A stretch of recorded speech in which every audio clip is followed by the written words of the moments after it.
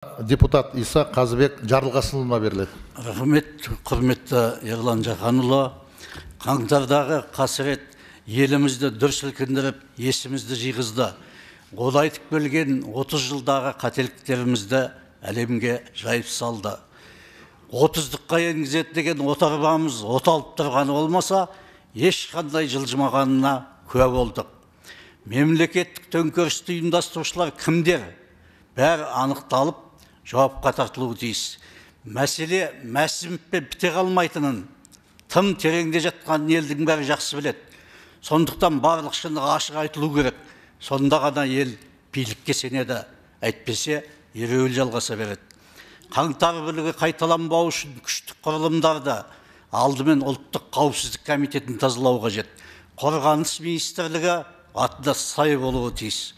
Қауіпсіздік комитеті лаңкестерге неге тосқауыл қоймады? Шекара қызметі мен көші-қон қызметі күдіктілерді елге қалай кіргізді? Жастарға бойдағы үрейді жойып жіберетін, отқа да, оққа да қойып кететін таблеткаларды таратқандар кімдер? Қақтығыста ұсталған радикал топтар туралы не айтасыздар? 10 жыл бұрын діни радикалды ағымдарға заңмен тыйым саларда барлығы қолдап, тек қауіпсіздік комитеті қарсы болған.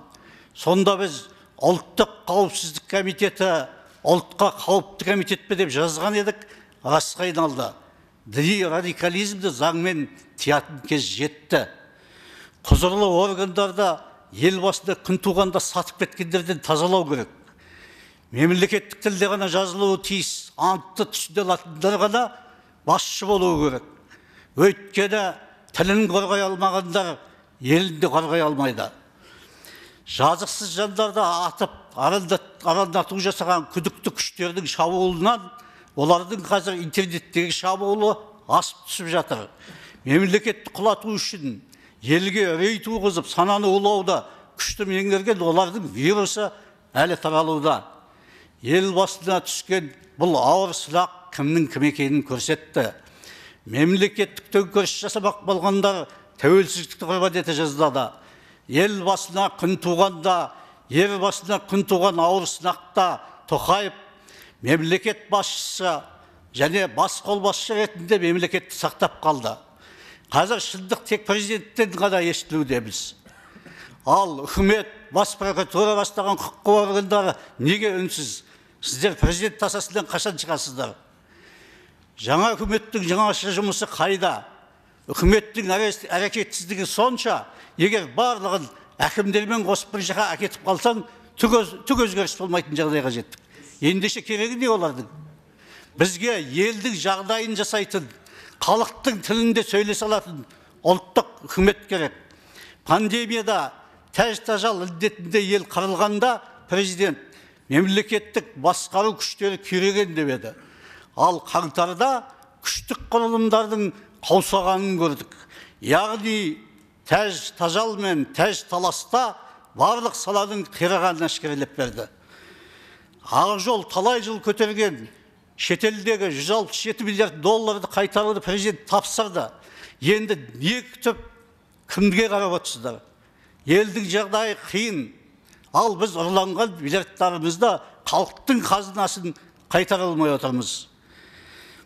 Мынау қаңтар кезіндегі көшеге шыққан, көшеге пұл үшін ғана емес, тіл үшін де шыққан жастар ешнәрсе жоғалтпайтындар еді. Өйткені олардың қолында ешнәрсе болған жоқ. Басында баспана жоқ, жер жоқ, жұмыс жоқ, тауып жатқан пұл жоқ, көретін күн жоқ.